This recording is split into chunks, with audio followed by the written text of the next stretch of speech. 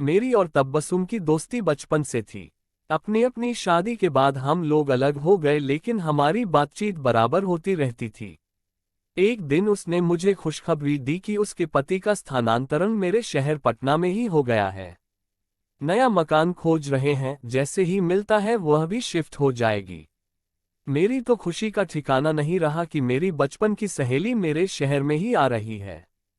मेरा ससुराल थोड़ा जाति व्यवस्था को मानने वाला था, लेकिन कभी जाति के कारण हमारी दोस्ती में फर्क नहीं आएगा, मैंने मन में ठान लिया था। पति तो शुरू से ही उदारवादी रहे हैं, इसलिए मुझे चिंता नहीं। लेकिन सासू जी थोड़ी तेज थीं। मुझे अचानक ध्यान आया कि हमारे बंगले से लगा हुआ एक बंगला किराए के लिए खाली है। मैंने मकान मालिक से बात की, उसे तो किराए से मतलब था। उसे क्या मतलब कौन किस जाति का है? नोट पर कोई जाति तो छपी नहीं होती है। मैंने पड़ोस में बंगला खाली होने की खबर मोबाइल से तबस्सुम को दी। वह खुश हो गई। उसके पति आए, बंगला देखा और फाइनल करके चले गए। एक सप्ताह बाद ही मेरी प्यारी सहेली मेरे पास वाले बंगले में थी। हम दोनों बहुत खुश थे। बचपन की यादें, स्कूल की मस्ती और शरारतें सब बहुत याद करते। हमारी घंटों की बातचीत से मेरी सासू जी को दिक्कत थी, इसलिए वे जब भी घर से बाहर जाती तब हम दोनों मिलकर गप मारते। कभी छत पर आकर मिलते और सुख दुख की बातें करते थे। तबस्सुम का परिवार मांसाहारी था, लेकिन मेरे ससुराल वाले शाकाहारी थे। इसलिए भी मेरी सहेली के प्रति सासू जी का प्रेम अधिक प्रकट नहीं होता था, लेकिन तबस्सुम ने कभी इस बात का बुरा नहीं माना। तबस्सुम को आए 3 हफ्ते ही हुए थे कि हमारे लॉन में प्याज लहसुन के छिलके पड़े मिले। नौकर से कहकर मैंने साफ करवा दिए। मन में शक तो हुआ कि यह प्याज लहसुन तो केवल तबस्सुम का परिवार ही खाता है, लेकिन कहा कुछ नहीं। 2 माह भी नहीं गुजरे थे कि हमारे आंगन में चिकन मुर्गे की हड्डियां मिली। देखा तो बहुत ही आश्चर्य हुआ। सफाई वाले को बुलवा कर मैंने सफाई करवा दी, लेकिन यह सब मुझे ठीक नहीं लग रहा था। तबस्सुम से मेरी बातचीत जारी ही थी। एक दिन सुबह सुबह सासूजी जोरों से चिल्लाईं तो मैं घबराए छत पर पहुंची। सासूजी फटी आंखों से देखते हुए चिल्ला रही थीं। सामने मुर्गे के पंख, टांगे और प्याज के छिलके पड़े थे। तबस्सुम और हमारे घर की छत मिली हुई थी। मैं समझ गई कि ये हरकतें तबस्सुम के घर से हो रही हैं। सासूजी के चीखने पर तबस्सुम भी छत पर आ गई थी। वह भी यह सब देखकर आश्चर्य कर रही थी। मुझे गुस्सा आया, तबस्सुम यह सब क्या है? सच में मुझे नहीं मालूम, बेबसी भरा स्वर था तबस्सुम का। फिर यहाँ यह सब गंदगी कौन डालेगा? मैंने प्रतिप्रश्न किया। यू बिलीव मी, हमारे घर तो नॉनवेज बने 2 महीने से अधिक का समय हो चुका है, और हम यहाँ क्यों फेंकेंगे? तबस्सुम ने प्रतिवाद किया। तो तबस्सुम, क्या हमने इस छत पर मुर्गा बनाकर खाया है? सासूजी ने नाराजगी भरे स्वर में कहा। मम्मी जी प्लीज आप विश्वास करें, तबस्सुम ने भरोसा दिलाने की चेष्टा की, लेकिन सासूजी मानने को तैयार नहीं थी। तबस्सुम अपने घर की छत से नीचे उतर गई। सासूजी ने सारी छत को धुलवाया। मुझे लगा कि तबस्सुम को अपने पास बुलवा कर मैंने गलती कर ली, लेकिन अब उससे कैसे कहूं कि अपना बंगला खाली करके कहीं दूसरी जगह शिफ्ट हो जाओ। एक दिन मैं अपने कमरे में बिस्तर पर लेटी थी, परेशान थी, आंखें मुंदी हुई थीं। दिमाग बहुत तेजी से चल रहा था, आखिर तबस्सुम की दोस्ती से कैसे मुझे छुटकारा मिलेगा? कहीं तू मैं करने पर छोटी सी यह लड़ाई शहर में दंगे का रूप न ले ले। कहीं ऐसा न हो कि वह रात को घर में घुसकर हमारा मर्डर कर दे। अगर दंगे हुए, मर्डर होने लगे तो हम अपनी रक्षा कैसे करेंगे? हमारे पास तो कोई सुरक्षा के साधन नहीं है। क्यों न सुरक्षाकर्मी को रख लिया जाए? सोचते सोचते दिमाग के यही ख्याल सपना बन चलने लगे। पति से कहा, क्यों न हम सुरक्षा गार्ड रखवा लें?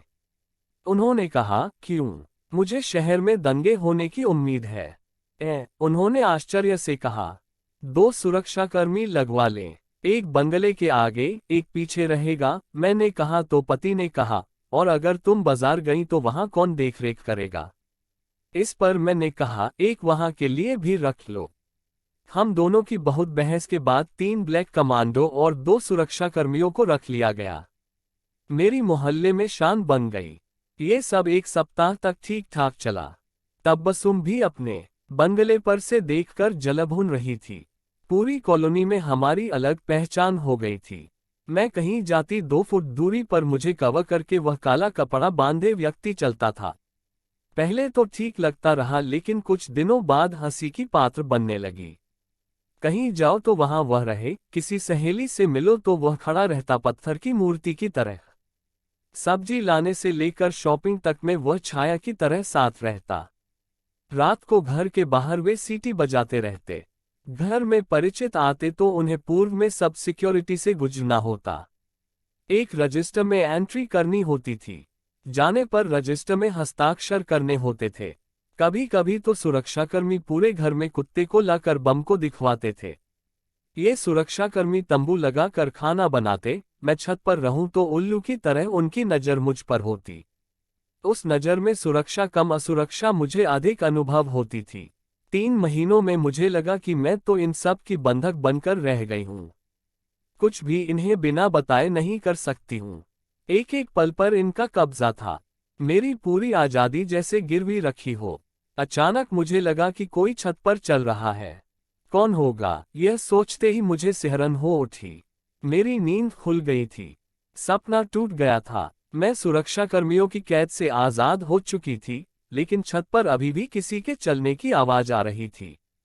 मैं डरते डरते उठी और छत पर देखा तो एक गठरी में प्याज के छिलके मुर्गियों के पंख को लिए धीमे से छत पर सासू जी फैला रही थीं। मुझे सामने देखकर वे घबरा गईं। वह बहू, बात यह थी कि क्या बात थी?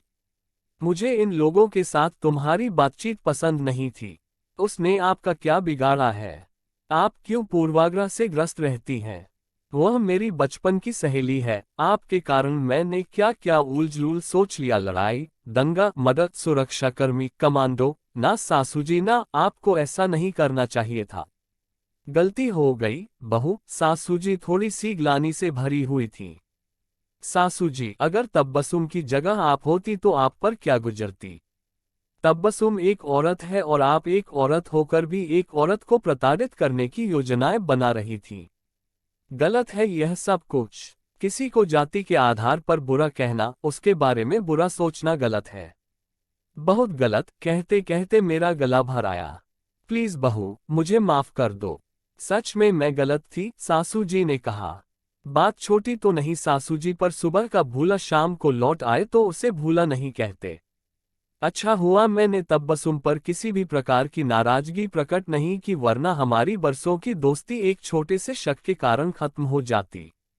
मैंने कहा तो अचानक तबस्सुम भी छत पर प्रकट हो गई। उसने हंसते हुए कहा, लेकिन एक बात तो साबित हो गई कि तुम मुझ पर कितना भरोसा करती हो। तुमने एक बार भी कुछ नहीं कहा, हालांकि मैं खुद भी इस बात को लेकर परेशान थी। तबस्सुम ने आगे बात जारी रखी, मम्मी जी, हम जब भी मिलते हैं तो समाज, देश के हित की ही बातें करते हैं, कभी व्यक्तिगत फालतू बातें नहीं करते हैं। आप तो हमारी अम्मी हैं, आपसे क्या शिकायत? तबस्सुम ने कहा, तुम दोनों अच्छी सहेलियां बनी रहो, यही मेरी तमन्ना है, सासूजी ने कहा। मैंने तबस्सुम को सपने में देखी कमांडो, सुरक्षाकर्मी की वे बातें बताईं तो हम दोनों उस बात पर जोरों से हंस दिए। पूरे वातावरण में खुशियों के मोती बिखर गए थे। दोस्तों, ये कहानी आपको अगर अच्छी लगी हो और हमारे चैनल पर पहली बार आए हैं तो सब्सक्राइब कर बेल आइकन जरूर दबाएं, ताकि हमारे नए वीडियो का सूचना आपको तुरंत मिलती रहे। धन्यवाद।